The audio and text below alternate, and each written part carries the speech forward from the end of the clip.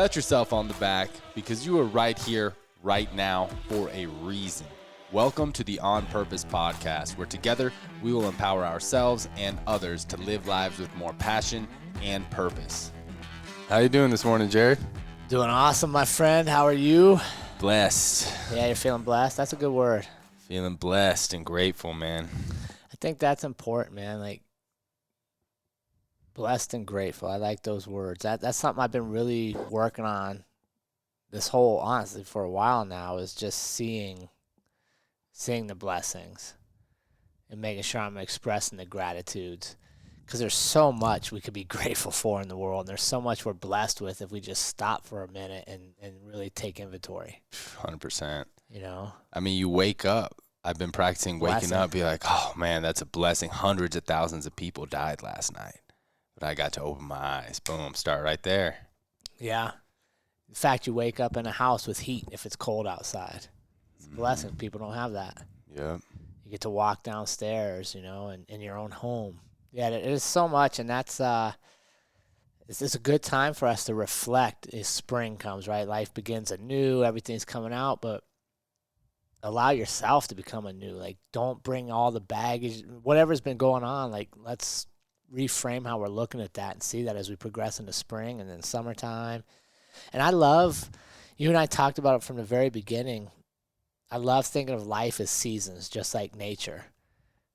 Because I think sometimes we get too caught up holding on to the past that we forget there's a whole new season coming up. And then for my life, that's a huge place. Like, all the kids are about to move out. Trey just bought a school bus that he's going to go live in for a while. Nice. So he bought it? It's done? He bought it. Yeah, I think we're going to pick it up sometime this week. So by the time this airs, he'll have had it. So we'll post some pictures for you guys. Nice. That's exciting. Yeah, he's you know, that's an interesting journey as a parent, is embracing a non-traditional route, because like he doesn't like school and he hasn't liked school. He loves wrestling. He doesn't really care for school. So trying to push him into a mainstream college while it's safer for me is not the right answer for him to allow him to flourish and thrive. So it's been a good challenge for me to embrace the unknown for for your kids as well. Yeah, which was interesting for you to share that with me, because you are so about embracing the unknown and you're not mainstream. But when it came to your son, Trey, it was interesting that you found yourself trying to push him into the mainstream. Yeah, I gave my wife all the credit in the world for negotiating him and navigating him to where he's at, because I don't know why. But yeah, I found myself wanting to be like, go here. And I know, like, in my heart, that's not where he'd thrive. But maybe because it's safer there. I don't know. It's interesting, man. As a parent, there's no manual, and it's one of the hardest jobs you'll ever have. You know, so I can only imagine. And the realization is you never get it right. Like, you can always do this or that, but as long as you just love them, that's the best you can do. And then, you know, he's at a point where he's in his own journey. So yeah, it's interesting times for us. And you're blessed. You just came back from Florida. Yep. A couple weeks ago, we are making it official. Going to be moving out there April 15th, guys. So that's tax day, bro. Oh, yeah. Hopefully I get a little return money. Moving down to Florida. You excited? Yeah, I'm excited and a little nervous. You know, it's a big, which is good, because I haven't had the nervousness, even a little bit of fear pops up every now and then. Like, is this the right decision, kind of thing? But that's how I know I need to move into that. Yeah. And that it's time for it's time for a change for me. I think it's going to be great for my business, for the podcast. I get another opportunity to build community out there, and just like we've said many times, that change can be such a powerful thing and changes life. Change creates growth. Mm-hmm. Yep. You know, I mean, and for those of you that are reluctant to change or fight change, just understand that is the one constant in the world. Everything's changing, whether you want it to change or not. Every day we move forward or we move back, depending on if we're actively involved in our change or not. So I'm excited for the podcast. To be honest, it'll challenge our recording a little bit, but you know, like we said, both of us can grow new communities in different places, and then we can come together again. Yeah. Yeah, we're super pumped. So you'll have to come visit. We'll be right next to Paradise Island, baby. Is that a TV show? Maybe. Yeah. Sounds like It it. does sound like one of those reality shows. Yeah, no, you don't have to sell me twice on coming to Florida, especially during the winter time. So what do you think about this topic today? Episode 102. We're heading into the second 100 episodes. So thank you all for joining us on episode 100. That had great numbers. We just got those in on Sunday. So we appreciate you supporting us, and we're excited to continue to go forward. And I think this episode will kind of be a good one to discuss. Yeah. Thanks, OPP community, for the support on that as we enter into our second, what's the word? It's not century of episodes, but Sent to something. Next 100 episodes. We'll That's have to look that one up. But yeah, Jared, I'm excited that you put this one together for us. Episode 102. How people treat you is your responsibility. And I think that's a bold and strong statement just in the title right there. Right? So let's dive in, Jared. How do you decide what behaviors you accept from people in your life? Yeah, I think we both had recent examples of people in our life that were like questioning, like, wait a second, that's not how you're supposed to treat somebody. And we're in such a world right now where if people don't agree with you or have the slightest difference of opinion, we're in what the cancel culture, right? Like we just want to get rid of them immediately instead of like exploring, like, why do we view things different? Why do we think different on this? So for me, the one behavior that I just can't accept is, I don't know if I would say loyalty, but just a lack of understanding. You know what I mean? Like if you and I disagree, like, and you're not even willing to hear why I don't think that, or you're not even willing to sit and discuss it, and it's just steadfast, like you have to agree with this or nothing, then there's probably not a lot of room for growth. So I would say that would be one big behavior for me, is if there's no room for us to grow, if we're so stuck in how we think that we can't listen to each other, then there's no benefit to that relationship at that point, right? To me, that would have meant it reached as far as it could go, and now it's time for us to go separate ways. Yeah. What about you? Is there anything specific, like if this happens, like it's hard for you to stomach? I think we're totally aligned on this one, and this is for all relationships for me. Is if they're not helping me grow, and I can't see that I'm helping them grow. Yeah. It's kind of a waste of. So how do you measure growth? Relationship. Like, what are you looking for? Like how? So for our community, how do you know if you're helping them grow? Because I think this could be very interesting. Because I think sometimes people think they're helping somebody grow, but they're actually hurting them. So how do you, first off, let me ask you that, how do you know if you're helping somebody grow or if they're helping you grow? What kind of feedback are you getting? What are you looking for? Well, I know if I'm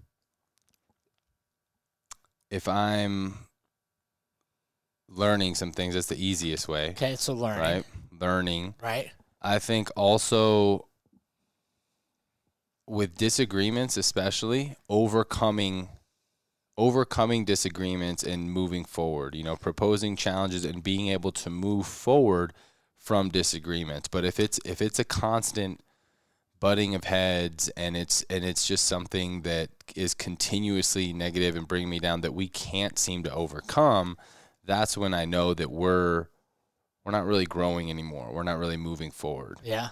So I 100% agree. So what I look for is similarities in conversation, right? If every day we're having the same conversation, or every time I see you, it's still the same problem, and there's no growth.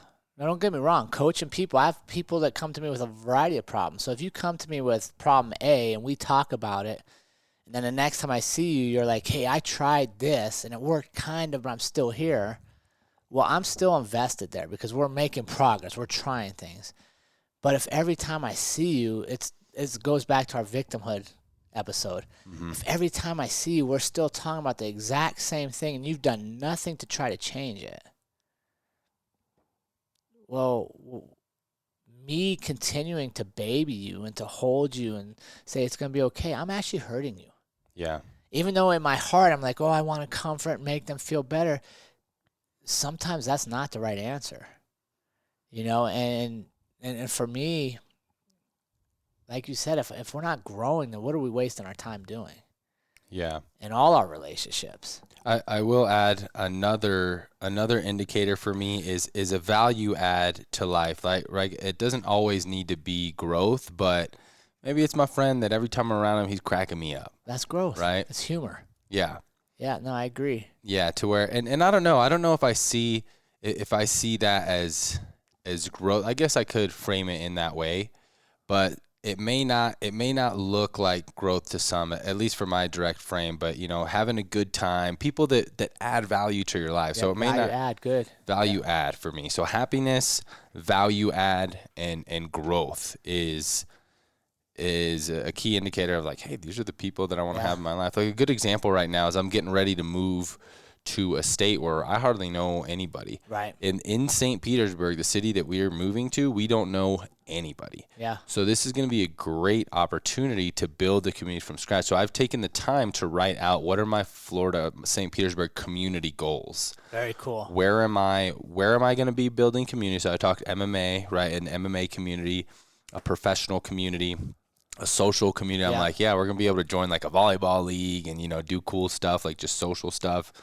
And now on my accountability list this week, I'm actually going to write what and how do I want these people to be like? Like, what are their core values? What are their hobbies? What are their careers? So I can actually have some guidelines for people that I'm seeking out, which I've never really done before. I didn't do that when I was moving to Fort Collins. Right. I got lucky stumbling upon trials and all the amazing communities that I've built here. But this is a really unique opportunity to really seek out the type of people that I want to be around. Yeah. And I agree. Knowing what you're looking for in your life is huge.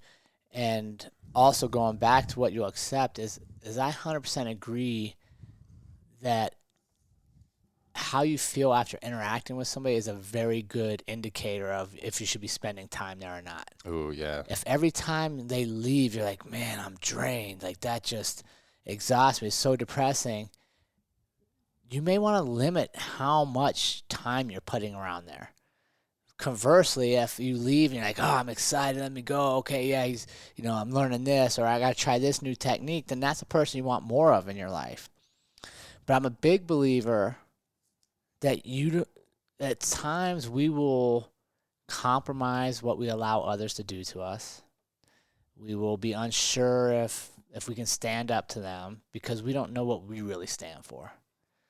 And I think in any leadership class we teach, anything I'm involved in, if your job is to make others better, you first have to make yourself better. 100%. Right? So that kind of gets me to the next one, and this is an exercise that we do in some of our leadership classes, is a personal mission statement. Props to Carrie. She does a great job coaching this with law enforcement with me. And I'm shocked, quite honestly, when you ask people, like, what do you stand for? What is your personal mission statement? And there is silence. But if you ask them, what's your job's mission statement? What's your company's mission statement? They can recite it. You're like, well, shouldn't you have one? Because just like you said, by listing out who you want to attract in your life and what characteristics, now you're going to be on the look for those. But if you don't know, then you can be tricked. You could be uncertain. You could be wavering. So I think before we can look for what will we accept from others, we got to know what do we accept from ourselves. Right? 100%. Do I accept lying to myself? Hey, you're going to get up and go get a workout today. And then halfway through the day, I'll do it tomorrow. I lied to myself. Mm-hmm. You're going to get up early and do this, and I hit snooze 6 times. You lied to yourself. So what is it you stand for will help you decide what you tolerate from others. Couldn't agree more. But how many people do we know? We don't really know what we stand for anymore. Or what we stand for is based on external affirmations. Oh, well, they liked when I did this, so that's what I do. But that's not you, right? That's subject to somebody else, and they may or may not like it. If it's popular, they could change. But we got to know what we stand for. So I encourage our community, do an exercise where you write down what it is you stand for and then create a mission statement for yourself. And the mission statement has to be able to be done in one breath, right? And every time we teach this with the law enforcement and other leadership groups, I like to redefine mine. And we have a session going right now, so I literally just worked through mine again. And so my personal mission statement, so this is what I will base if there's conflict, if there's turmoil, if there's some unsettled relationships, I will come back to this to decide, like, what actions do I take? You know, like we were talking earlier, do I reach out to this person or is it time to let them go? Right? And it always comes back to this, is to live my daily life with purpose and intention so that I inspire others to do the same. Period. So every day I have to be living with purpose and intention. That's my commitment to me, right? So at the end of the day, I can look back and be like, you weren't intentional today, dude.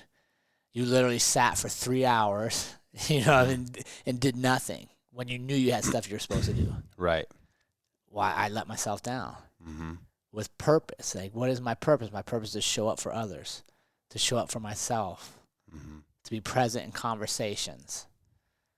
Well, I love your mission statement because you can also have purpose to take a day off. Absolutely. Right? It doesn't mean that you have to be go, go, go, go, go. No, but as long as you have purpose and intention, like purpose of your weekend, I'm going to go out in nature, disconnect, unplug, relax. And I think that helps a lot, right? Because you and I both came from this culture, right? Gary Vee and the hustle, hustle, hustle, hustle. You know, there was times where we felt like we had to be on our phones. We had to, let me work on Saturday. Let me do this. Let me do that. This past week is a perfect example. I went up, I think I texted you and my wife and my daughter a picture of my sunrise. That was literally the only time I was on my phone for 2 days.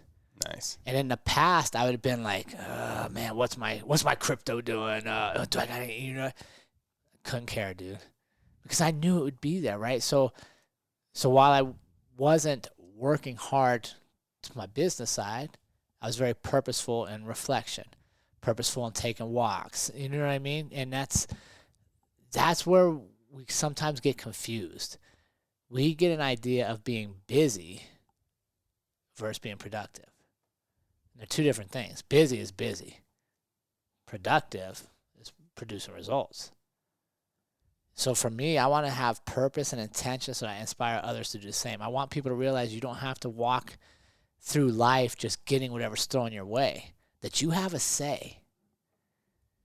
And if I don't like what's coming here, okay, what do I need to do to get out of this lane to get myself there? That's my responsibility to myself. That's purpose and intention, not accident and happenstance. But I just see too many people that think life happens to them instead of for them. That's your boy Tony Robbins. He says that. Life happens for you, not to you. Right. So, right, the obstacles in your way, that's there for you. Why would that be there for me? Because you're going to learn a new skill to get around it. You're going to learn perseverance to get through it. Maybe the direct path you thought you were taking, that obstacle that made you take a left, maybe on that left turn, you're going to meet a person that you wouldn't have met if you went straight, and maybe that becomes your future partner for the rest of your life. Right? There's always things happening for us, not to us, if we know how we're framing our days. And that's all our choice. Right? So when I wake up, I know I got to live my daily life purpose and intention to inspire others to do the same, period. So at the end of my day, when I'm brushing my teeth and getting ready for bed, I look in the mirror, I know, did you help anybody else today? Did you live your life in a manner that somebody else looked at you and was like, oh, I can be better. I can do something different. Or did you send your kid to somewhere where he won't be successful because it was easier? You know what I mean? Like, that's been my dilemma lately. What about you? personal mission statement. So I think it's very helpful for all of our business owners and entrepreneurs to look at the parallels from your business and your personal mission statement, because my business mission statement is very similar to my mission statement, which is to live my daily life being my best in a way that helps others be theirs. So very similar to yours, and of course I could get deeper into that, but that's kind of the overarching thing. Yeah. You know, you've said this in an episode before of that your worst nightmare is meeting the version of yourself at their fullest potential, right? Yeah. At the end of life, and seeing like, whoa, like I could have accomplished all of these. Ed Milet says that on one of his episodes that, and I can't remember if he got it from a book or what, but basically hell's a pretty strong word. True hell is when you get to the end of your life and you see who you could have been looking back at you in the mirror, you don't even recognize them. Right. Think about that. That would be awful. Yeah. To me. Yeah. It's because you didn't take chances. You didn't know what you stood for. You didn't wake up with purpose and intention every day. And what I love about your mission statement and our whole program here is we gauge a lot of our own success on helping others find theirs. Right? And I encourage you, as you're making your mission statements, you're living your life, always include that metric of, did I contribute to somebody else today? Yeah, because that's what's best for you. Even if you're a selfish person and you're just self-interested, guess what? You're going to feel more happy and feel better when you're actually helping others. There's no reason to succeed and achieve when nobody else is benefiting from it, because we're all connected. There's something on a very fundamental, universal level that we don't 100% understand, how we're all connected, but we are most empowered and most happy. And it's in so many texts, religious texts, spiritual books, all these things, to where your fullest potential is through service of others. I mean, you look at God, you look at Jesus Christ, you look at Gandhi, you look at the most people who have been remembered for hundreds, thousands of years. It's the impact that they left on other people, not just all of the great things they did. So yes, of course, your mission has to tie in how you're leaving the world a better place, how you're impacting others. And I think that when you find a way to build that into your day-to-day, that's when you're really going to start thriving and reaching new levels. Yeah, when it becomes one of your metrics, right? Like we went through a big period. I don't know if we're still there or not, but business and everything was data-driven, right? We have a metric for this, a metric for that, and all the numbers have to make sense.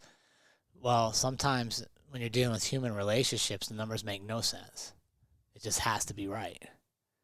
And it just has to feel right. So how do you measure that? Well, if I'm helping others become better, right? Like maybe spending this hour with this conversation isn't right for business because I could have done 2 sales, or I could have created this, which creates product down the road.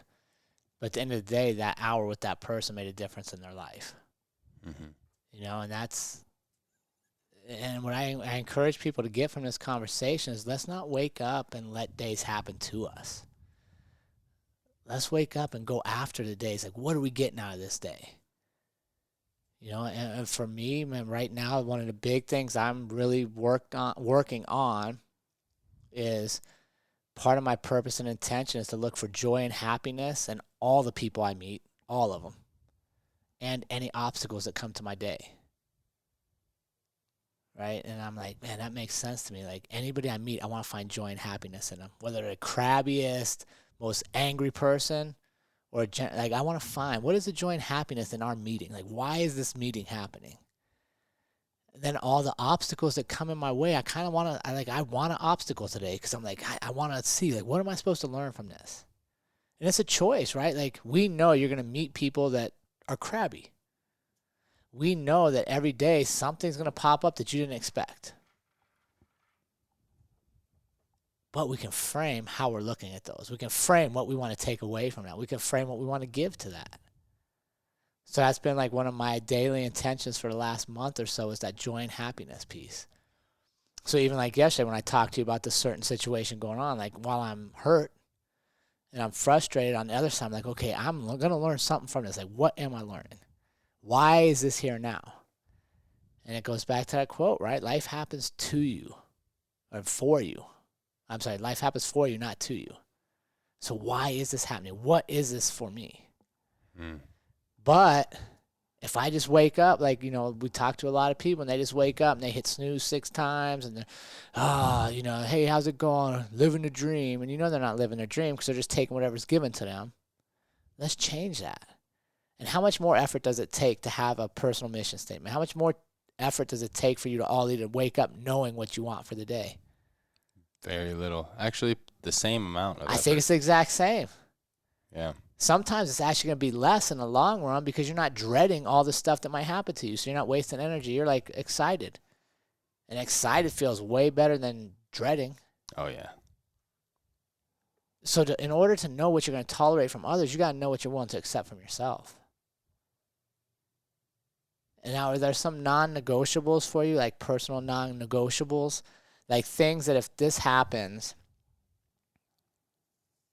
like you like, so when in your day-to-day life, like these are things you're looking for. Kind of like you talked about looking for people. Like for me, integrity, right? Like if our relationship isn't built on doing what you say, saying what you do, being there when you're supposed to be there, like I'm not going to put a ton of energy into that. Yep. That's one of mine. Positive attitude, because that's a choice. Yep. Right. And I've had enough negative people in my life. So if you're a complainer and you're always criticizing shit and talking shit and gossiping, we're not going to be friends. Yep. Then one of the ones I really look for is, like you talked about earlier, value add. Do you bring energy, positive energy, knowledge, information, growth? Or are you somebody that's kind of like I talked about at practice last night for the team are you one of the people that's trying to pull me back into the bucket with all the other crabs? Mm-hmm. Yeah. And that's huge, man. And that's so as a community, like look at which one are you? Are you adding value to the people in your life or are you bringing them back to safety? And you could be both at times, but you got to check it. Like my example earlier, man. Like look at my life. I take risk. I do non-traditional things. I go. But yet with my son, I was wanting to pull him back into the bucket with all the other 19-year-old crabs to do what they're doing. Yeah. And we're human beings, right? We're going to have a bad day. I'm going to have a negative attitude one day. Yeah. Right? I'm going to complain sometimes, right? But the point we're trying to make here is that the majority of the time, your overall essence, your overall character shines these values. But even in my story, here's what I like about it. Because I know my purpose, my mission statement. To live my daily life purpose and intention, inspire others to do the same. I know that leading Trey that way doesn't lead up to my mission statement. Mm-hmm. So what do I have to do? I have to remove myself. I have to talk to my wife, say, hey, awesome job coaching him. I'm going to step back. Like, you got this. Like, it's not giant. Like, I'm just not there right now. I don't know what's going on, but I'm not going to influence the decision. Like, I'm going to support you guys. Mm-hmm. Right? And some of that's like not having ego to where I always have to be right. She's clearly right. He's clearly right. I'm wrong. I don't know why I'm wrong. I don't know why I'm feeling this way. But I do know that if I take action off those feelings, I would be in violation of my personal mission statement, which then means I didn't help somebody else live their life with purpose and intention. Because what if he does go out in the van or the bus and he lives and he meets his wife for the rest of his life and they have an amazing family and it's great? Why would I steal that from him? So because I know what I'm supposed to be doing every day, if something isn't aligned with that, I don't have to take action on it. Conversely, like think about if I didn't have the mission statement, if I didn't know what I stood for, and I just reacted to what's put in front of me all the time, I would have been a detriment to him. So, what do you guys stand for? What are your personal missions? When you wake up every day, what are you going to get from the day? What are you going to bring to the day? It's important. We have game plans for all the other stuff, right? Like a business, but we let ourselves off the hook. How funny, right? And it's easy to do. And then we're upset at the end of the day, right? Then we're those people that walk around, we say, oh, we're living the dream. Living the dream. And you're like, dude, that ain't no dream. Like, you're lying right there. But we accept it. We tolerate it. We allow it to be part of our community. And if you're here with our community, you want more. You want more purpose in your life. And this is a great way to me to help guide you to make sure every day you're coming back to the same decision-making matrix, if you want to call it, the same decision-making process. Mm-hmm. So every decision I make has to be living my life with purpose and intention to inspire somebody else. And just like we were talking about at the beginning of this episode, change is one of the only constants in life. Yeah. So as you're reviewing that personal mission statement every day, you have to check to see if it has changed. Because one day you might wake up and be like, you know what, I need to rewrite this. Absolutely.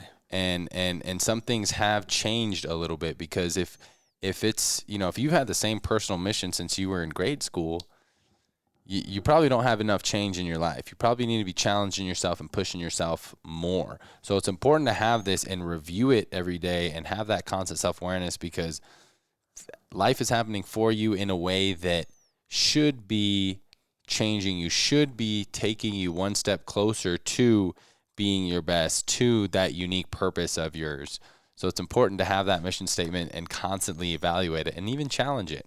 Yeah, absolutely. And challenge yourself. So what do you,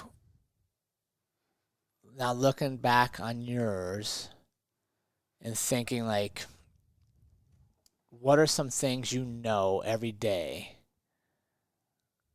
that when you, right before bed, as we wrap up for the day, right before bed, when you look in the mirror, you're like, okay, I lived up to my statement to myself today. What are some things that take place daily or frequently that you're like, okay, I did what I was supposed to do today? So one of my non-negotiables, even when I don't feel like it, and I've said it before, is any interaction is asking someone, building some rapport. What was the best part of your day today? Yeah. Right? That's an easy one for me. Giving people the time of day like that. For me, also sharing anything. I share now. I'm in a pretty good habit of sharing some piece of valuable information from my readings, right? Daily reading. Right now, Courtney and I are doing something that we call Magic March. Every day we're doing 30 minutes of yoga. Every day we're doing 20 minutes meditation, 10 minutes of gratitude and visualization, a 1-hour workout, 10 pages of physical book a day, reading a gallon of water a day. We're doing our monk Om chants every single day. Reading, we're constantly doing programs to develop ourselves. So I feel good at the end of each day, knowing that it's not just one thing, but there's multiple things that I'm doing to up-level multiple aspects of my life, my spirituality, my career, my health. So I think you have to really assess your life and look at what exactly does it mean for you to be your best? Yeah. Right? It's going to be a little bit different for everybody, but I think that for most of us, it's the same, and it comes back down to what the Dalai Lama says is we're all the same in a sense that we can all agree every human being wants more happiness and less suffering. And most things that cause more happiness in the long term tend to be foregoing these immediate pleasures for doing the hard things, right? Instead of just sitting on the couch, watch TV for an hour, that 1-hour workout is going to have you feeling better over the long term, consistency over time. Yeah, that's good. And I think what I hear from you and what I've seen from you over the years is structure. Like, you like to have a program that you follow, right? You've gone from 75 Hard a couple times to Magic March to Ramadan. You're very structured, right? So that's an easy place for a lot of people to start building up positive habits. Yeah. Because you're in a program and you have accountability there. Mm-hmm. So I wake up and I go do this versus, well, if I don't wake up now, I won't get this in, so I can't hit snooze. Mm-hmm. Right? So structure, like what Jocko says, like discipline equals freedom. because you get up early and you get a workout in, you get yoga, and now you have more time later in the day, and you're going to be more productive because your body feels well. Yep. So that's a good place for people to start, is find a little program that you want. If you're having trouble getting discipline in your life, if you're having trouble owning up to what you said you're going to do for yourself, start with small things. You know, like in our workshop, a couple people were like, my first goal is to not hit snooze. Right.